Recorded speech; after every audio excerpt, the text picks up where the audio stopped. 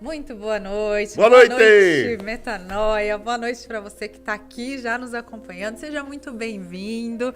Já te convido desde já a compartilhar a nossa live, mandar para alguém que você sente aí que tem que assistir, tá aqui com a gente. Já ir mandando as suas dúvidas, a gente já vai colocar. Se as pessoas que você não sente, manda também. Deixa Deus fazer a obra. Manda mesmo assim. Pensou em alguém, manda. Se não pensar também, você lembra daquela lista de transmissão que você tem lá no grupo, aquele né? grupo chato que você tem. Sabe aquele chato?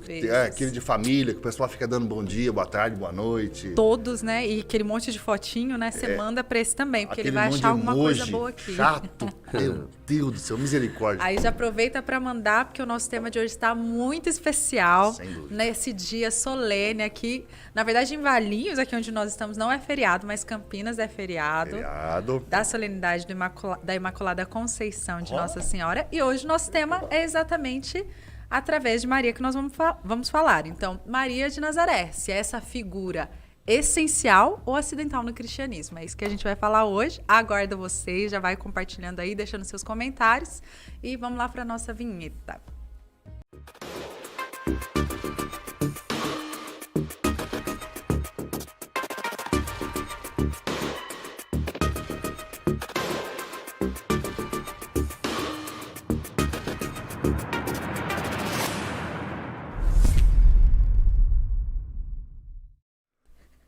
Muito bem. Muito bem. Padre, nosso tema de hoje, hein? Tava quase errando aqui o nosso tema. Falando de Maria de Nazaré, da Imaculada. Tá toda hora falando, confundindo a Imaculada Conceição com o Imaculado Coração. É mas só por porque causa da parece. rima. Isso mesmo. Que no É tudo fim a eu mesma sei. Maria. Tava pensando exatamente nisso, que a gente estava antes de começar aqui falando de nomes, né? Das questões. E pensei nisso, porque Maria, muitas vezes, tem outros nomes, né? Apesar das suas aparições, né? As que mais São tem, títulos, exatamente. né? São denominações. O pessoal conta, né, que no interior de Minas Gerais, as duas paróquias Nossa Senhora de Lourdes e Aparecida, acho que era, que aí uma estava esperando a imagem da outra chegar e tinha uma faixa. Nossa Senhora de Lourdes espera sua prima, a Senhora Aparecida. Sua prima. Espera sua Imagina a disputa para ver qual é a mais forte. Nossa Senhora. Aí, tá vendo? Nossa Senhora, que é o que a gente... Nossa Senhora. A Virgem Santíssima tá o tempo todo com a gente, né? Até para quem nem acredita, tá lá no Nossa Senhora. Muito aí? Bom. Vamos começar o nosso tema. Quando a gente colocou ali aquele texto, a gente quer chamar a atenção justamente para esse fato. Pelo menos, é mais do que isso, mas garantido, por cerca de 1000 anos no cristianismo, o que nós estamos falando aqui era unânime. Não havia nenhum tipo de questionamento, né? O papel da Virgem Maria e o culto dado a ela em 1000 anos era unânime. Nós estamos falando de uma reverência de hiperdulia e nós estamos falando de um papel essencial na história da salvação. Ela não é uma coadjuvante. Né? Ela não é um acidente, né? Exatamente. Dentro Então, do nosso tema. Exatamente. E aí, né, agora nós temos uma parcela do cristianismo que dá a ela um papel periférico. E não pense você, não cometa o erro de dizer os protestantes, porque eu conheço, o padre Douglas conhece, muitos protestantes que não colocam Maria num lugar periférico. Acho que é interessante falar sobre isso, né, padre? Sim, a gente anda, né, com bastante irmãos evangélicos.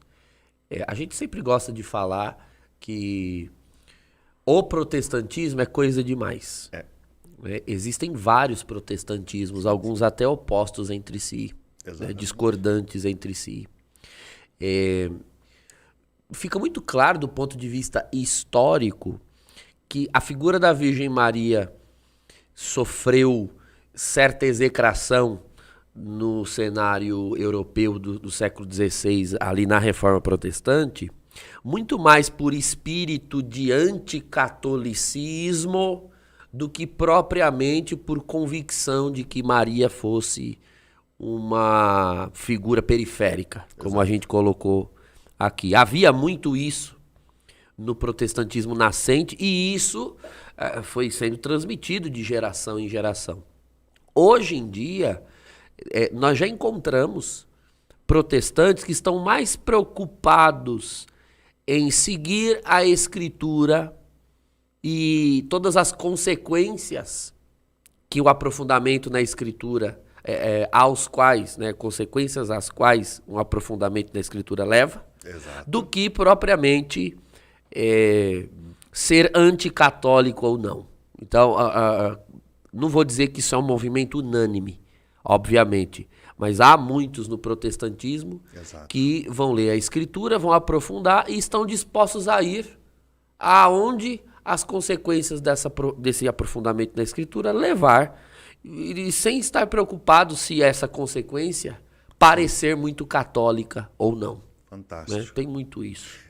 A gente pode, aqui, de modo garantido, né? Nós vamos dizer assim, olha, não é, por exemplo, uma postura antagônica, uma postura que execra a Santíssima Virgem Maria, ela é praticamente inexistente dentro do luteranismo. Sim. Ela é praticamente inexistente dentro do anglicanismo. Né? Você vê esses posicionamentos naquelas tradições que começaram a beber ali de João Calvino, de Zwinglio. Isso. É essa turma que começou, né, com esse anticatolicismo mais acirrado, e não é só com a Virgem Maria. Eles abandonam a liturgia, eles abandonam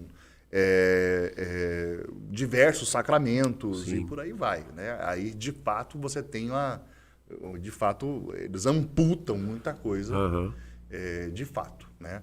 Mas o interessante é justamente a gente colocar isso. Padre, 1000 anos, pelo menos mais de 1000 anos aí, unânime, né? A Virgem Maria tem um papel essencial, né? Acho que nós podíamos, então, falar sobre isso. Qual é o papel, né? o papel de Maria de Nazaré na história da salvação?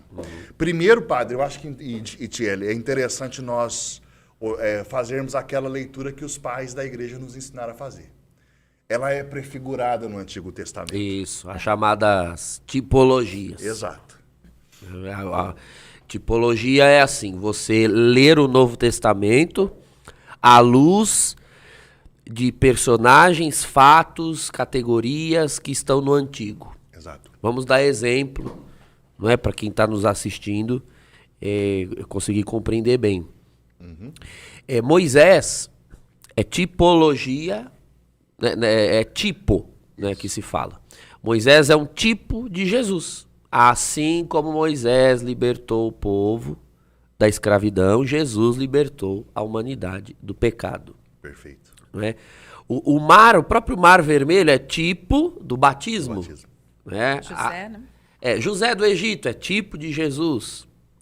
E por aí vai. Quantos personagens da Escritura você vai observar e olhar para o Novo Testamento e ver, olha, Deus se serviu das mesmas categorias. Na realidade, esses personagens aqui do Antigo Testamento prefiguravam a plenitude no cristianismo. A Virgem Maria tem inúmeras tipologias no Antigo Testamento. Exato. Inúmeras. Padre, se me permite, o evangelho quando o evangelista João escreve o seu evangelho, ele já tem, antes do esforço dele de escrever, ele já tem os sinóticos, já estavam na mão de todas as comunidades. A preocupação de João, então, não é minuciosamente contar a vida de Nosso Senhor, mas ele persegue a defesa de uma tese. Isso. Ele persegue a defesa de uma tese. Ele quer dizer que este Jesus está fazendo novos céus, nova terra, uma nova criação, que ele é Messias e que ele é Deus. João tem isso. O Evangelho de João não fala de milagres. O Evangelho de João usa a palavra semeion, sinais. É tudo para apontar algo, né? E é muito interessante. Se você pega a preocupação de João, né? Como é que inicia o Gênesis? No princípio, Deus criou. Como é que inicia o Evangelho de São João? No princípio era o Verbo. O Verbo estava junto de Deus, o Verbo era Deus, tal. E aí João começa a falar, nele ele é a luz que ilumina. Luz, trevas, como é que está o Gênesis? faça-se a luz. Você começa a ver que João está deliberadamente narrando uma nova criação. Essa é a intenção Deliberado. dele. Ele está narrando uma nova criação. Aí o que é interessante? Existe um versículo que se repete entre o capítulo 1 e o 2, que é um versículo também que se repete muito na criação, que é no dia seguinte.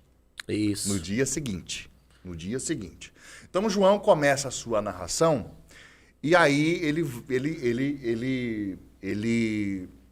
usa esse termo no dia seguinte, né? Pelo menos por 4 vezes. E vai contando os dias. Quando entra o capítulo 2, versículo 1, João diz 3 dias depois. 3 dias depois em relação a quê? Aos 4 que já passou. Entendeu? Então, ele vai narrar as bodas como sendo o Shabat. Isso. É o 7º dia.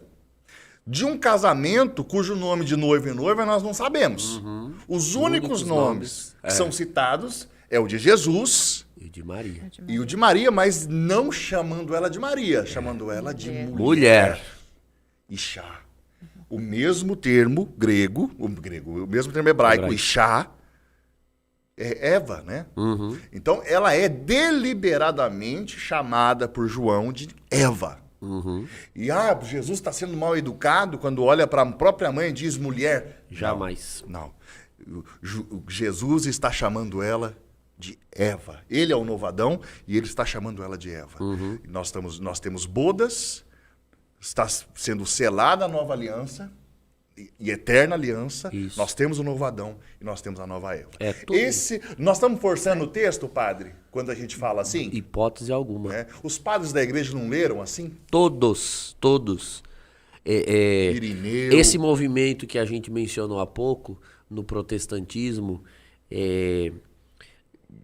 que tem se aberto à figura da Santíssima Virgem, ele surgiu justamente de um anseio pela leitura dos Santos Padres. Porque é uma coisa meio óbvia, não é? A Bíblia, ela cronologicamente foi encerrada em algum momento. Em algum momento. Nós sabemos bem que entraram para o cânon bíblico os textos escritos até o ano 100. Bom, é espontânea, natural a pergunta. E aí? E do ano 100 para frente, escreveram alguma coisa? Será que existe alguma coisa? Então, existe. Que é as primeiríssimas gerações cristãs. Como é que as primeiríssimas gerações cristãs que conheceram esses textos até o ano 100 continuaram lendo e escrevendo? Você vai encontrar justamente ali esse tipo de leitura. A igreja sempre o fez.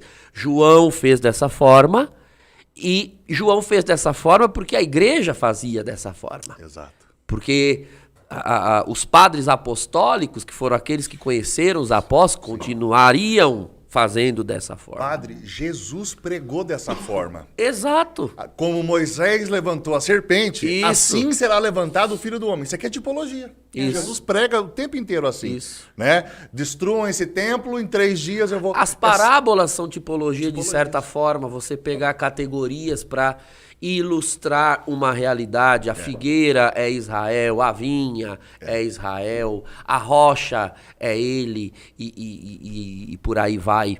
Então, é importantíssimo, Fernando, essa menção que você fez ao termo mulher. Essa é a mais importante porque aqui consta na Escritura. Em nenhum momento, sobretudo no Evangelho de João, Jesus se refere a Maria chamando-a de mãe. Por uma razão importantíssima.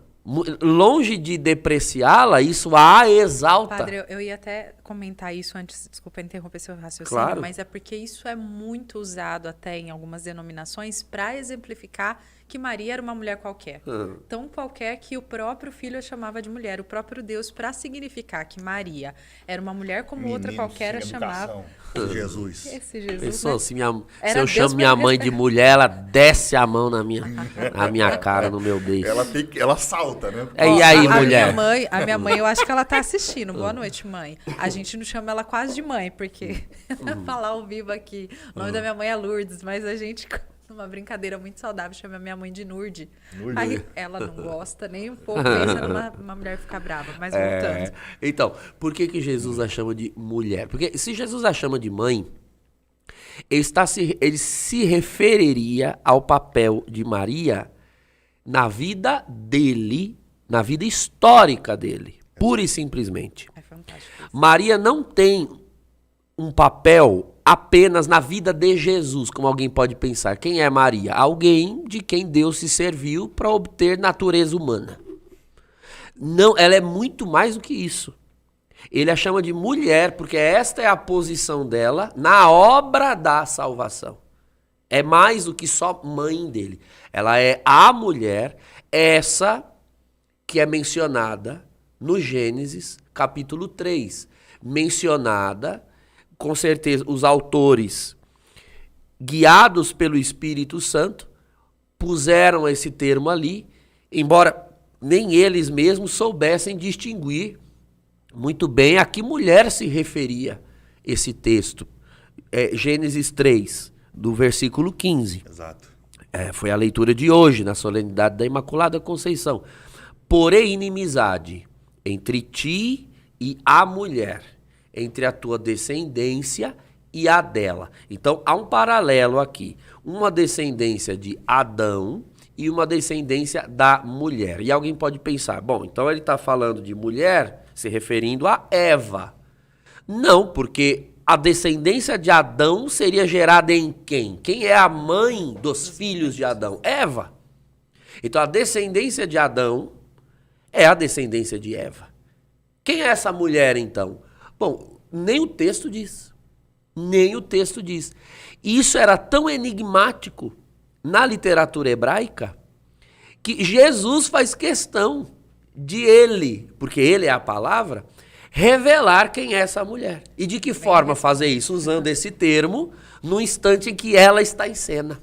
Mulher, por que diz isso a mim? Mulher, eis aí o teu filho. São os dois textos que Jesus a chama dessa forma.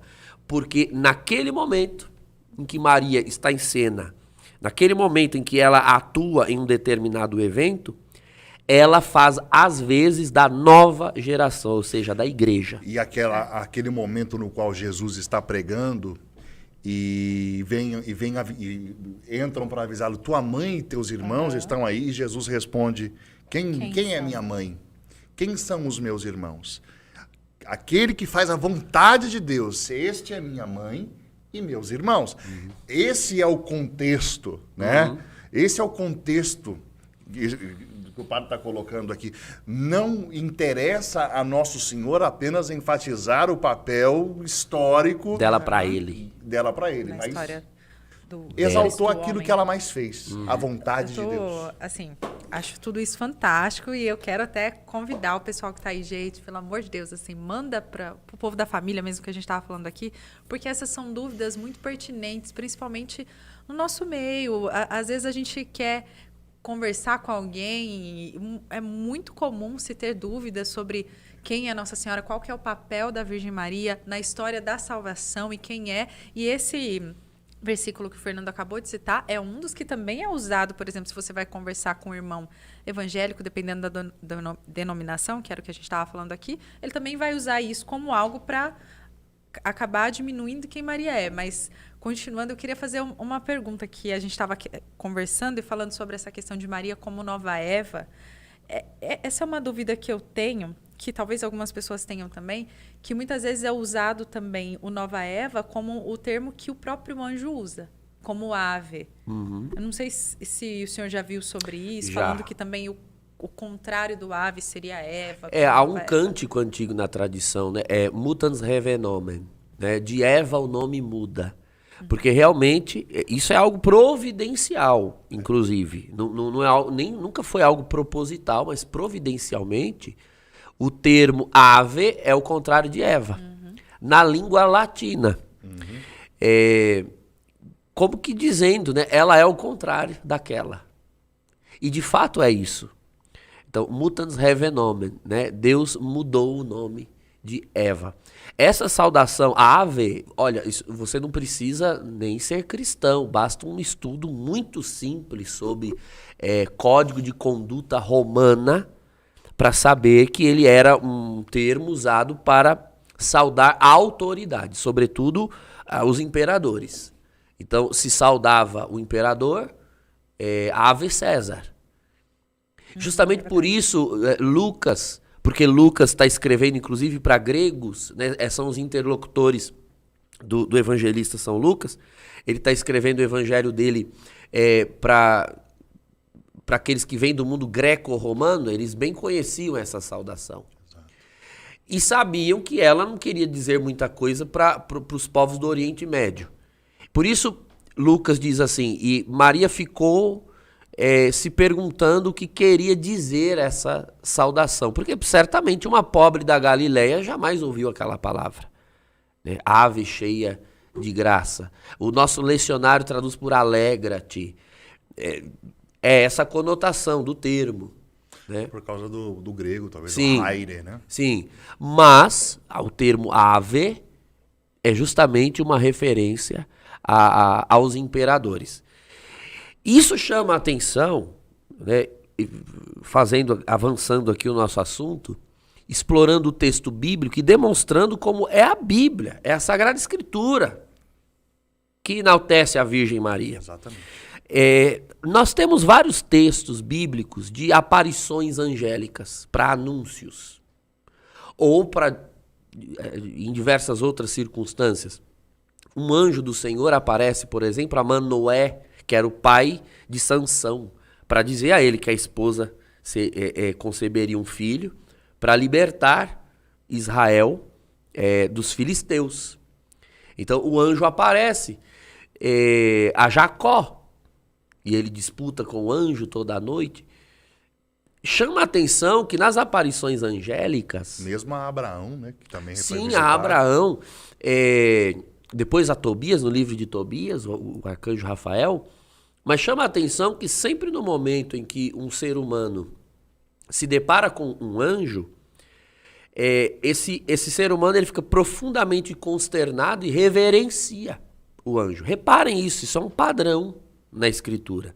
Eles reverenciam. Manoé chega ao ponto de dizer, certamente morrerei, porque vi a face de Deus. Isaías também faz isso. Isaías a mesma coisa, porque um anjo do Senhor é uma natureza, enquanto natureza, né, é um ser muito superior a nós. Exato. Então a tendência é que sempre o ser humano se curve, se dobre, diante daquela aparição, né? Diante daquela epifania sobrenatural.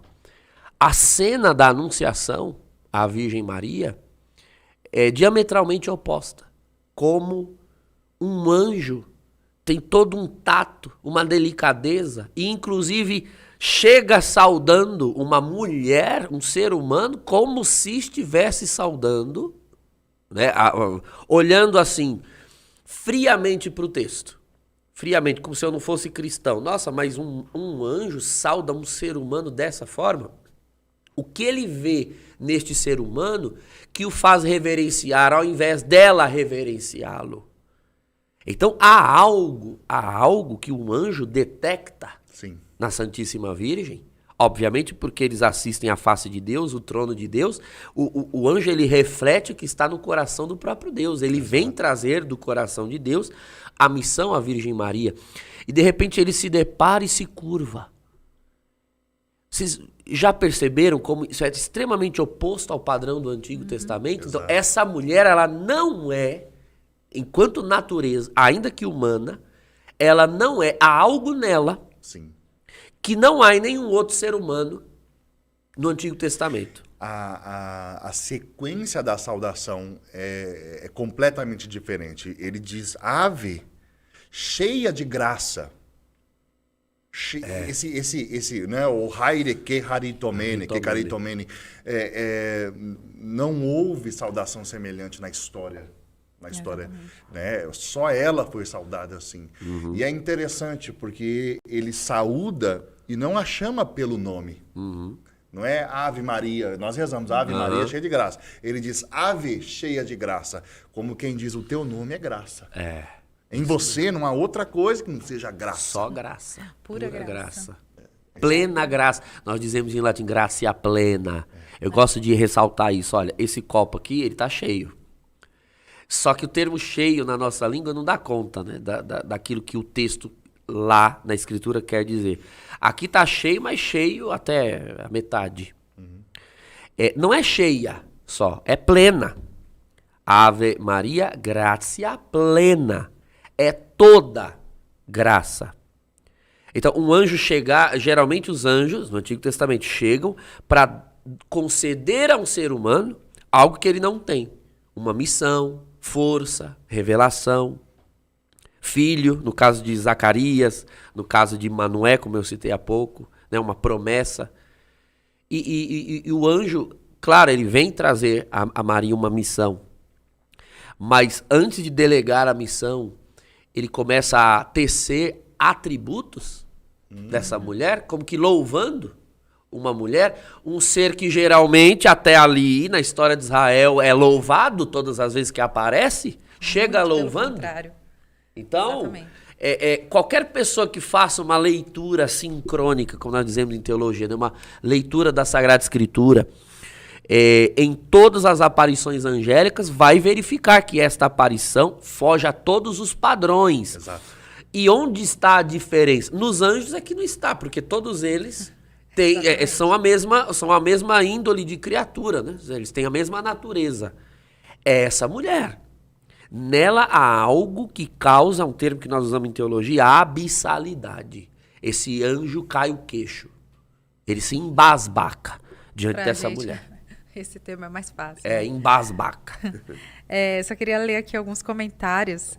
Ana Kátia, todas as vezes que escuto sobre Maria, sempre me surpreendo o quanto é magnífica.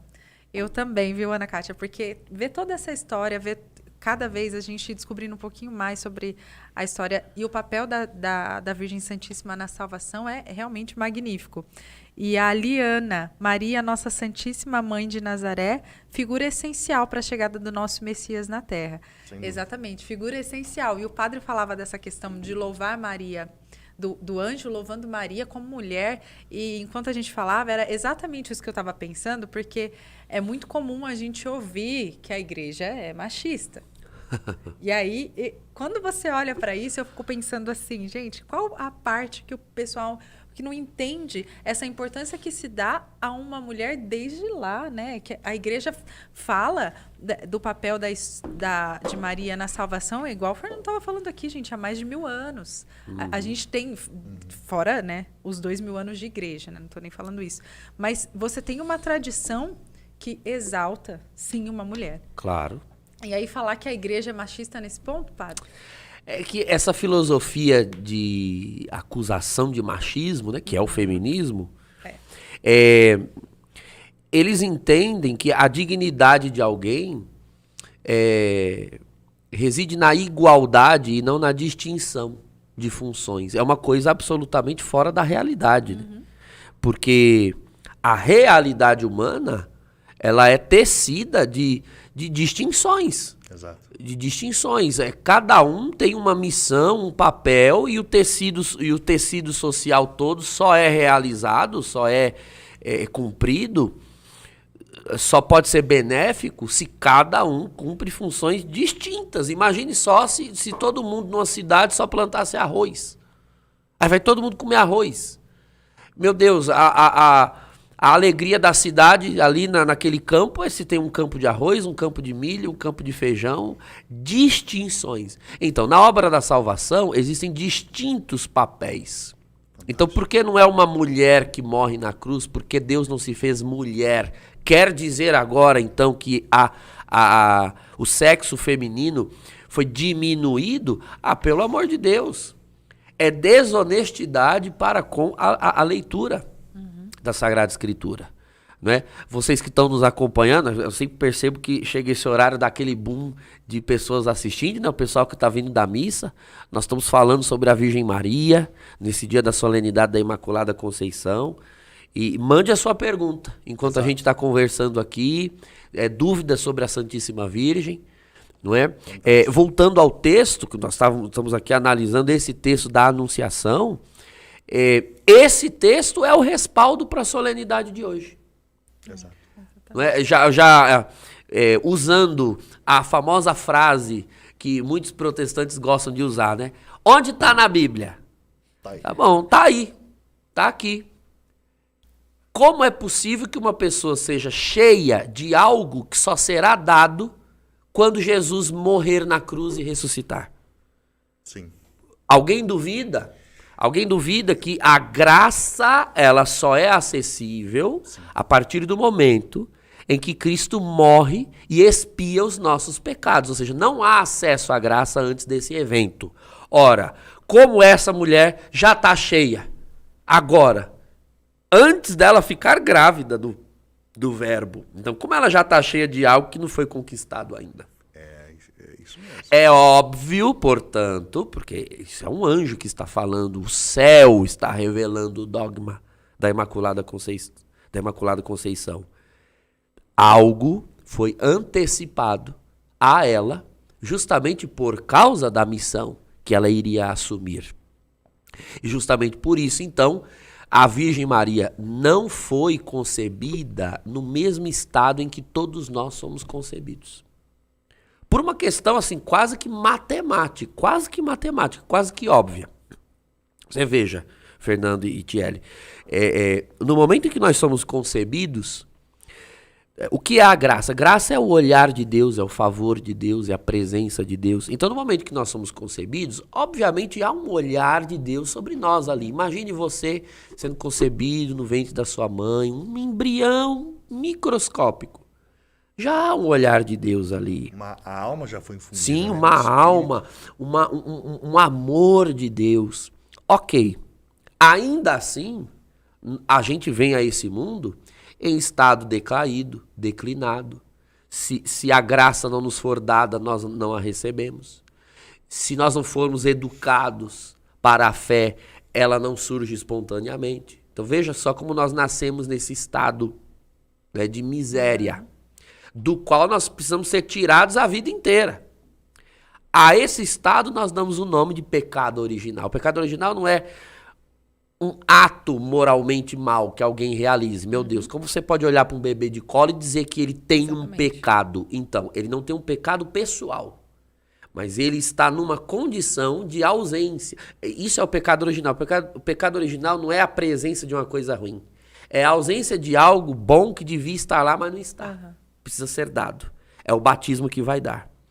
Pois bem, agora você imagina o momento que a Virgem Maria é concebida no ventre da mãe dela, Ana. Eu vou até, antes do senhor continuar, porque é a pergunta da Magda Berenice. A Magda já está na moção aqui do padre. Sim. O padre já está quase. Boa noite. Não sei se fujo do debate, não está fugindo. É verdade que Ana, mãe de Maria, era estéril? A fecundação de Maria foi por meio do Espírito Santo? Então, já pode responder. Segundo a tradição, Ana era estéril. Isso é fato. E Deus deu a Ana e a São Joaquim, que era o pai da Virgem Maria, a graça de terem um filho. Agora, Maria não foi concebida do Espírito Santo. Jesus foi concebido do Espírito Santo, tá? Pelo amor de Deus.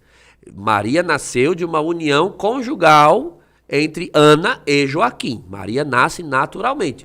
Porque se Maria fosse concebida do Espírito Santo, isso faria dela uma pessoa da Trindade, né? Ela seria uma deusa. Né? Então, não, Maria não foi concebida do Espírito Santo, tá certo? Só respondendo a sua pergunta.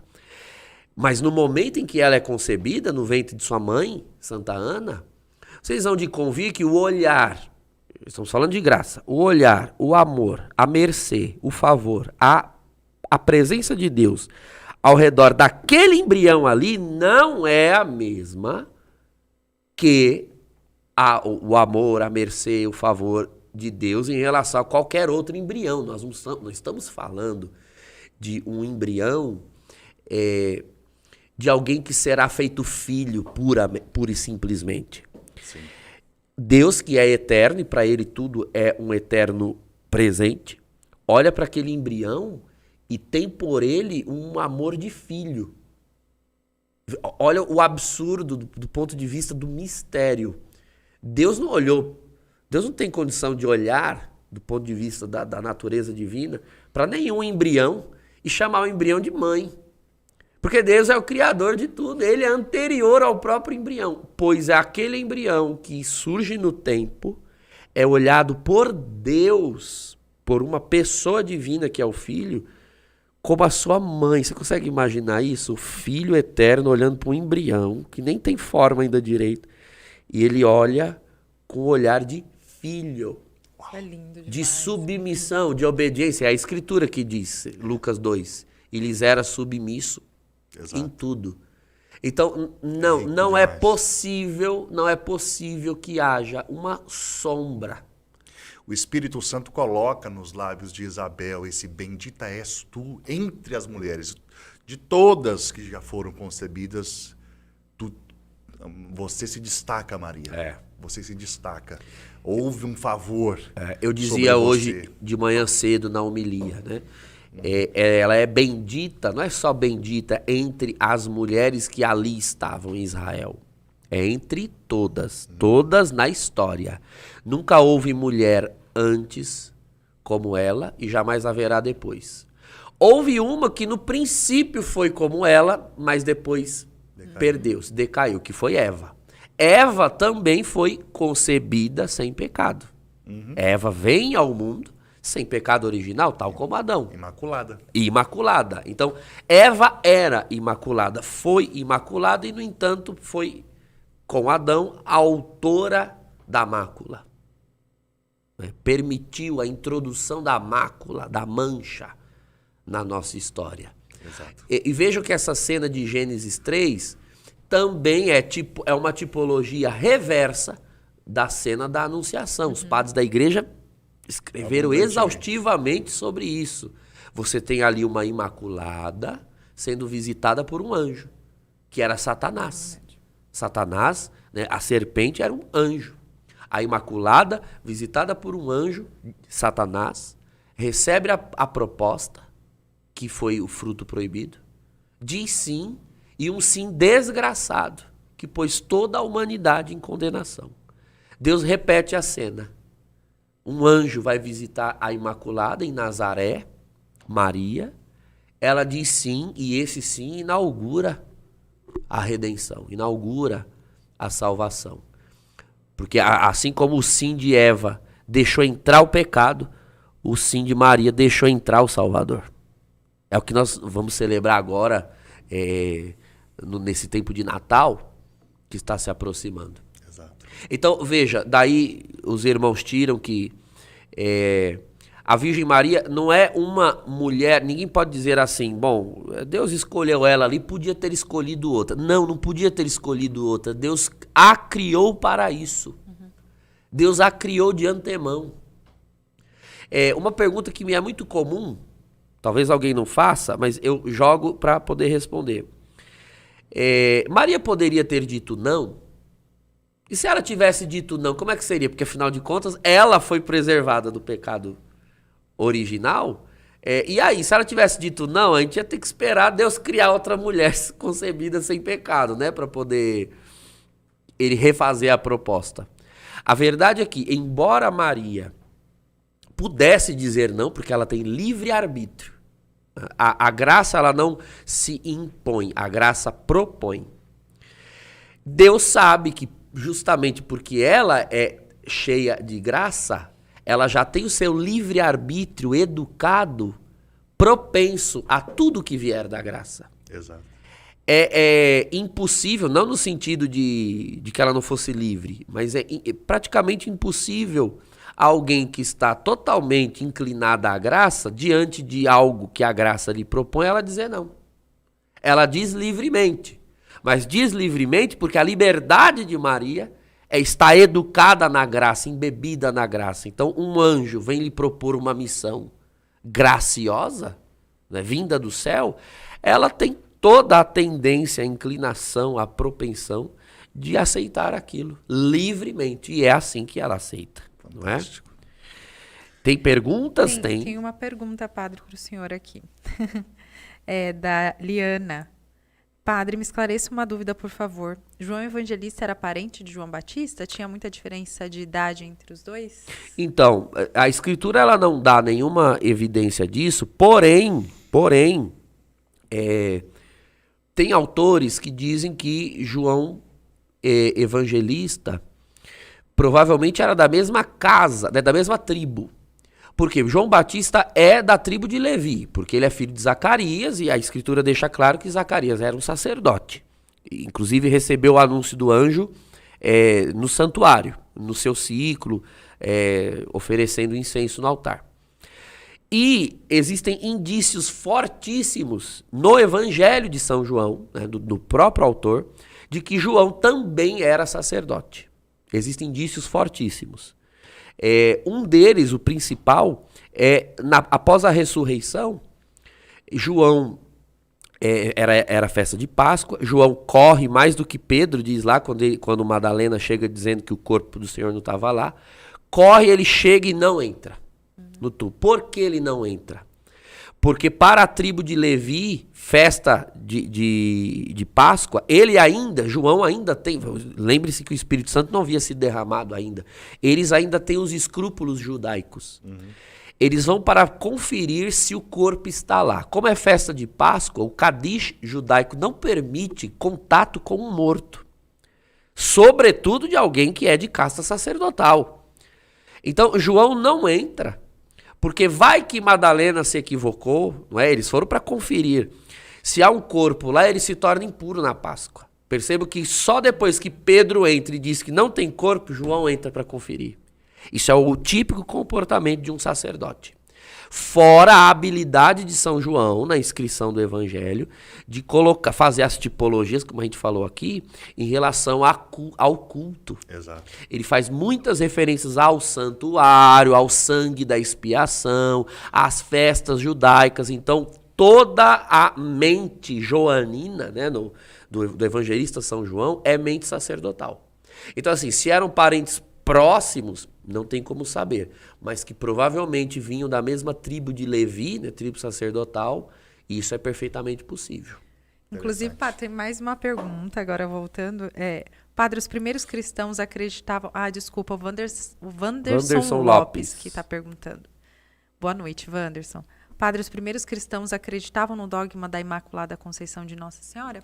Então, Wanderson, acreditavam. Isso é importante nós ressaltarmos. Um dogma, ele não surge quando ele é proclamado. O dogma da Imaculada Conceição ele foi proclamado recente, em termos de igreja, 1854, pelo Papa Pio IX. Então, é algo recente, certo? Estou falando de século XIX. Então a igreja inventou isso agora? Não, a igreja não inventa. A igreja busca na tradição, no senso dos fiéis e no senso da fé, e ela vai elaborando melhor aquilo que já era crido. Então, toda a fé católica, ela remonta aos apóstolos. A revelação, ela foi concluída com a morte do último apóstolo. Então, exato, da morte do último apóstolo, segundo a tradição, São João Evangelista. Da morte de São João Evangelista para cá, a igreja não inventou mais nada. Ela apenas aprimora, elabora e, para usar a expressão própria, dogmatiza, elabora a doutrina. Então, os primeiros cristãos criam sim na Imaculada Conceição da Virgem Maria. Porém, não usavam esse termo. Claro. Não usavam essa palavra. Essa formulação, né, sim. Até porque a expressão imaculada, reparem bem enquanto fala, imaculada é uma expressão negativa.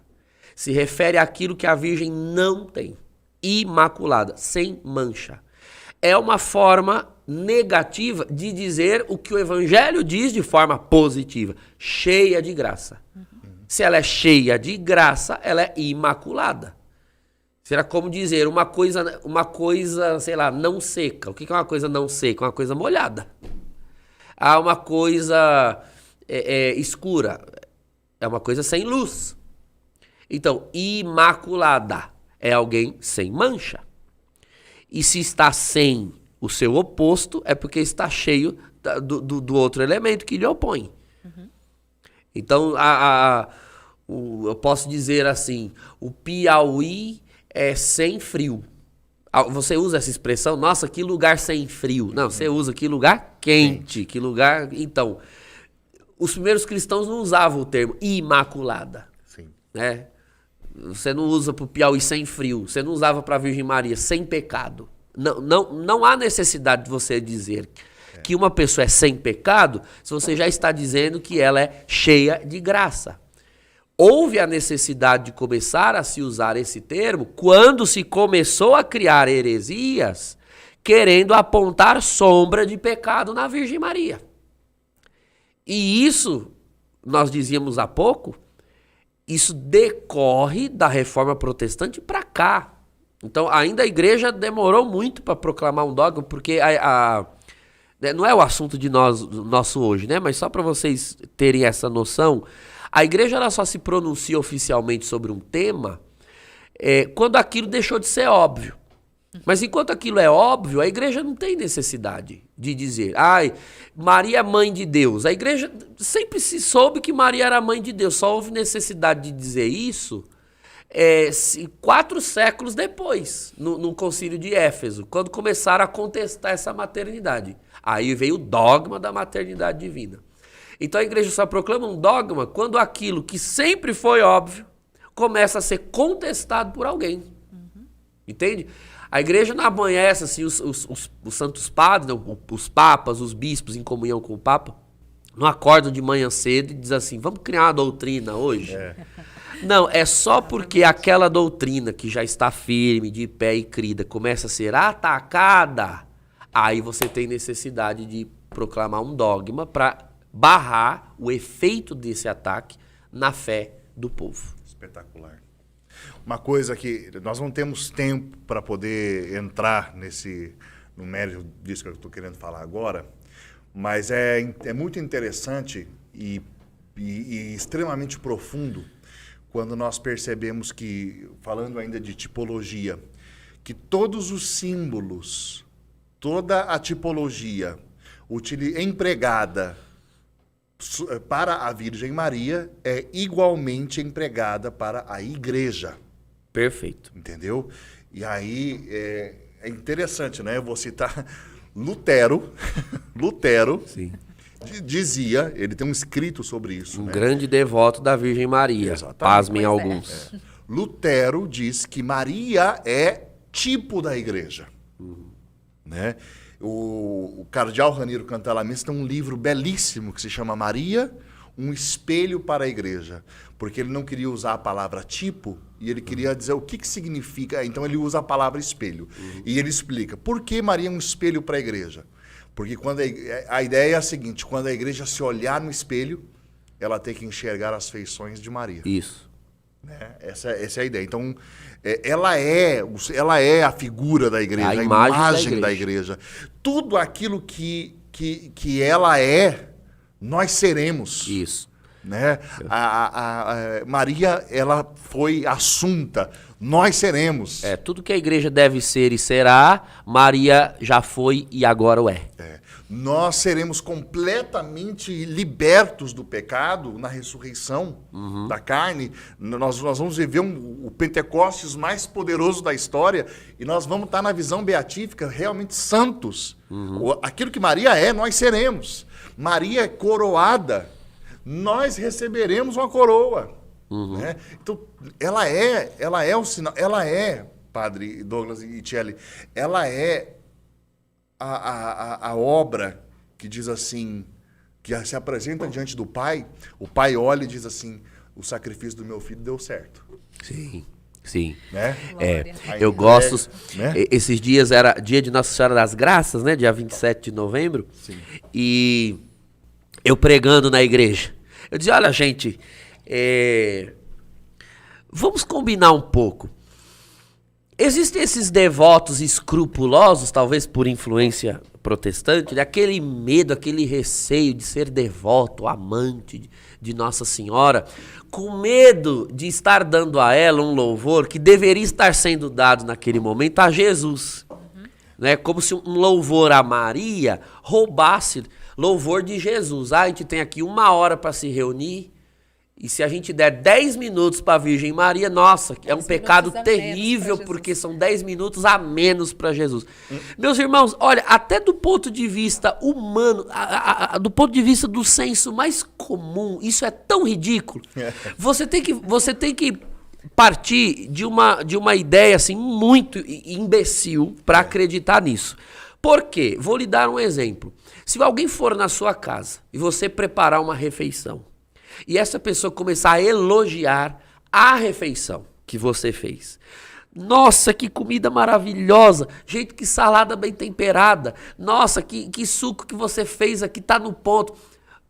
Olha, me desculpa, você fica pensando dentro de você, quando a visita fala isso, nossa, ao invés de me elogiar, fica falando bem da comida? É esse sentimento que você tem? Tem que ser muito patife para pensar dessa forma. Você tem que ter algum tipo de distorção cognitiva. Exato. Não é? Não, é óbvio que a pessoa elogiar a sua comida, você fica exaltado. Você, inclusive, diz, muito obrigado. Né? Eu fiz com muito carinho. Eu fiz. Você é exaltado. Agora, você acha mesmo que a Virgem Maria, alguém a quem Deus fez, Deus criou, Deus preparou, Deus deu, Ele deu. Ele criou, disse, olha, eu vou criar, eu vou tomá-la primeiro por minha mãe, mas quando eu tiver cumprido a missão, quando tudo estiver consumado, aí eu dou para a humanidade, que foi o que ele fez na cruz. Ele só entregou assim quando já... Nos 47 nos 47, ele, até aquele momento era dele. Tá bom, agora vai. Eis aí a tua mãe. É no único momento em que Jesus usa o termo mãe, é quando ele passa a mulher para a igreja. Agora ali, figurada em João. Agora ela é mãe de vocês todos. Agora, vocês acham mesmo que você elogia a ela, louva a ela e Deus se sente diminuído quando, na verdade, quem fez foi ele? Quem fez foi ele, filho. A pessoa mais exaltada e glorificada, né? As pessoas mais exaltadas e glorificadas, quando a Virgem Maria é exaltada e louvada, são as pessoas da Trindade. Exatamente. Porque ela é obra da Trindade. Então pare com isso. Ó, a prova de que quando você faz um elogio à Virgem Maria, necessariamente Deus é louvado, é que quando se fez isso na Bíblia, isso foi feito em um único momento, Isabel foi e a louvou. Bem-aventurada aquela que acreditou, a mãe do meu Senhor. De repente a Virgem abre a boca e começa a louvar a Deus, né? Ah, minha alma engrandece o Senhor. Bom, então se toda vez que a Virgem é louvada, ela abre a boca para dizer um louvor a Deus, então eu vou ficar louvando ela o tempo todo. Que louvor mais agradável, né? Porque eu faço com que Deus seja louvado. Ela leva o meu louvor muito melhor para Deus, né? É exatamente isso. Tem mais pergunta, padre? Tem pergunta do Matheus Dourado. Mateus Lê aí, Dourado. Tiele. Eu gostaria de saber o que a igreja diz sobre a figura de Nossa Senhora no fim dos tempos, especialmente sobre aquele trecho em Apocalipse 12:1. Uma mulher revestida de sol, a lua debaixo dos seus pés. Aí já dá vontade. Sim. Não, canta Mateus. Música, né? É o Matheus, lá da minha paróquia. Veja, o Matheus, esse texto do Apocalipse, ele é histórico e também escatológico. A mulher revestida de sol, naquele momento João estava tendo uma visão dos céus, não é? Isso está claro no capítulo 1, ele é arrebatado e ele depois põe por escrito que ele vê nos céus. Então nos céus ele vê uma mulher vestida de sol. Ou seja, essa mulher já está vestida de sol. No caso, a mulher, a Virgem Maria. Porém, é claro, o Fernando acabou de explicar isso magistralmente, que a Virgem é a imagem da igreja. Eu disse há pouco, tudo que a Virgem foi e é agora, a igreja deve ser e um dia será. Então, se o destino da Virgem é revestida de sol, ou seja, revestida da graça de Cristo, Cristo é o sol da justiça, cumprindo a profecia de Isaías. Sim. Se esta mulher está no céu, revestida de sol, né, tendo a lua debaixo dos seus pés, a lua é figura da noite, né, é o astro que aparece na noite, figura do escuro, figura do mal, nesse momento do Apocalipse. Então, é a mulher que já venceu o mal. A lua, a noite, está debaixo dos seus pés. E ela está coroada das 12 estrelas, ou seja, os apóstolos. Sim. É figura da igreja no fim dos tempos. A igreja nos fins dos tempos terá a lua debaixo dos pés, coroada pelos apóstolos, porque teve os apóstolos na cabeça. Veja, a fé da igreja acreditou com a mente e o coração na fé dos apóstolos na cabeça. Tem outra coisa, Mateus, que é muito interessante nesse versículo, porque vocês sabem que a escritura foi organizada em capítulos e versículos séculos depois. Não havia. João não fez essa separação de capítulos e versículos. Sim. Se você ler o último verso do capítulo 11, o que João está vendo? João vê a Arca da Aliança. Isso. Que era a grande esperança de Israel. Quando a Arca da Aliança reaparecesse, é o sinal do que nós estaremos vivendo os tempos do Messias. Então João vê aquela arca reaparecendo. Aí João vai descrever a arca. Um grande sinal apareceu no céu. A arca é uma mulher, vestida de sol, tendo a lua sob os seus pés. Isso. E sobre a sua cabeça uma coroa de 12 estrelas. A arca da nova aliança é uma mulher que traz no seu ventre, né, no seu ventre, o pão, o maná, a lei, né, a vara do sacerdotal. Isso. É ela, é a Santíssima Virgem Isso. Maria. Então isso é simplesmente assim, tremendo. Sim. E é aquilo que o padre estava falando. João escreve com linguagem sacerdotal. A todo sacerdotal. Quando ele fala da Arca da Aliança, vocês lembram que a Arca da Aliança tinha 2 anjos curvados sobre ela, não é? Ou seja, a arca é a presença de Deus que faz com que os anjos se curvem diante dela. Esses 2 anjos, em relação a Maria, são justamente o arcanjo Gabriel que se dobra ao saudá-la e Satanás que se dobra ao ser derrotado por ela. Então também há 2 anjos curvados diante da arca, porque o que está dentro dela é digno de reverência. Olha só, que programa maravilhoso que nós tivemos hoje. Maravilhoso. E o pessoal está comentando aqui, Padre Fernando, agradecendo a Rede Século XXI por este programa tão bom, catequético. Teve alguém que comentou aqui, eu acho que foi o Wanderson, se eu não me engano, pelo programa abençoado, mas acho que ele comentou também que é o que a gente está precisando e é verdade. Então, assim, é uma alegria para nós tudo isso, vocês estarem com a gente. E é uma alegria receber esses questionamentos também, todas essas perguntas e a gente poder responder, né? É uma alegria. Hoje à tarde, né? Bom, agora, um pouco antes de vir para cá, o padre Eduardo sentou com a gente na mesa e falou para mim e para Tiele, eu vou pregar para vocês. É verdade. Aí ele começou a falar sobre Maria. Né? E todo empolgado. A mulher de Pentecostes e tal, e bonito, né? E aí nós lembramos uma frase linda de São Luís Maria Grignon de Montfort, que ele diz assim: Deus juntou todas as águas e chamou-as oceano. Deus juntou todas as graças e chamou-a de Maria. Isso é tão maravilhoso, tão tremendo, é bem isso, ela é isso. Ela é. E olha, teria muito conhecido. É aquilo que, ao ser conhecido, se mostra inesgotável. Sabe uma coisa que valeria a pena, padre, a gente fazer, mas eu vou jogar aqui só para deixar o povo, né? Nós contemplamos, olhamos para a igreja e vemos os ministérios, evangelista. A Virgem Santíssima, ela, ao longo de toda a história da igreja, ela exerce muitos desses ministérios, mas eu quero citar um de um modo muito especial, né? A Virgem Maria exerce um ministério profético na história da igreja. Ela vem, com permissão de Deus, aparecendo à igreja militante constantemente, trazendo profecia. Isso mesmo. Isso é algo tremendo, vale a pena, né, a gente olhar para isso e prestar atenção nisso. E ela vem consolar a igreja, porque a profecia faz isso, exortar, chamar a conversão, né? E ela fez isso ao longo de toda a história. É isso mesmo. Um outro assunto, quem sabe, para um momento, falar das aparições de Nossa Senhora, exatamente, né? Porque tem muito. Mas hoje o nosso tempo já se foi. Já. Foi. Vamos lá. Obrigado, gente. Muito obrigado pelo programa de hoje. Obrigado por vocês que participaram com a gente.